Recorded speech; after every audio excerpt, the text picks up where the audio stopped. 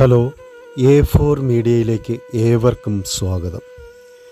Soviet യൂണിയൻ്റെ രൂപീകരണത്തിന് നേതൃത്വം നൽകിയ അതിൻ്റെ ആദ്യത്തെ ഭരണാധികാരിയായ ലെനിനെക്കുറിച്ചാണ് ഇന്നത്തെ വീഡിയോ. വ്ളാഡിമിർ ഇല്ലിച്ച് ലെനിൻ എന്നായിരുന്നു ലെനിൻ്റെ മുഴുവൻ പേര്. 1870 ലെനിൻ ജനിച്ചത്.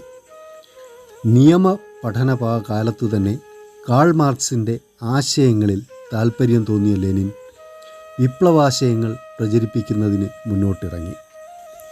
1903 ബോൾഷെവിക്കുകളുടെ നേതാവായി തീർന്ന അദ്ദേഹം വിപ്ലവാശയങ്ങൾ കൂടുതൽ ജനങ്ങളിലെത്തിക്കുന്നതിനായി നിരവധി പത്രങ്ങൾ പ്രസിദ്ധീകരിച്ചു. ഈ ആശയങ്ങൾ പിൽക്കാലത്ത് ലെനിസം എന്ന പേരിൽ പ്രശസ്തമായി. 1908 മുതൽ 1917 റഷ്യയിൽ തിരിച്ചെത്തുന്നതുവരെ വിപ്ലവ പ്രചരണവുമായി അദ്ദേഹം യൂറോപ്പിലായിരുന്നു. 1917 ഒക്ടോബർ വിപ്ലവത്തിന് നേതൃത്വം നൽകുകയും തുടർന്ന് സോവിയറ്റ് യൂണിയൻ്റെ ഭരണാധികാരിയാവുകയും ചെയ്ത ലെനിൻ 1924 മരിക്കുന്നതുവരെ ആ സ്ഥാനത്ത് തുടർന്നു.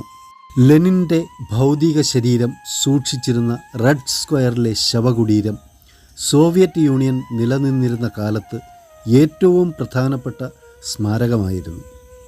അവിടെ ഗ്ലാസ് പേടകത്തിൽ അടക്കം ചെയ്തിരുന്ന ലെനിൻ്റെ ഭൗതിക ശരീരം കാണുന്നതിനായി ആയിരങ്ങൾ ദിവസവും എത്തിയിരുന്നു. എന്നാൽ 1991 സോവിയറ്റ് യൂണിയൻ തകർന്നതിനെ തുടർന്ന് റഷ്യയിലും മറ്റും റിപ്പബ്ലിക്കുകളിലും സ്ഥാപിച്ചിരുന്ന കൂറ്റൻ ലെനിൻ പ്രതിമകൾ തകർക്കപ്പെട്ടു. ഒടുവിൽ ലെനിൻ്റെ ഭൗതിക ശരീരം ജനങ്ങളുടെ അഭിപ്രായപ്രകാരം അടക്കം ചെയ്യുകയായിരുന്നു.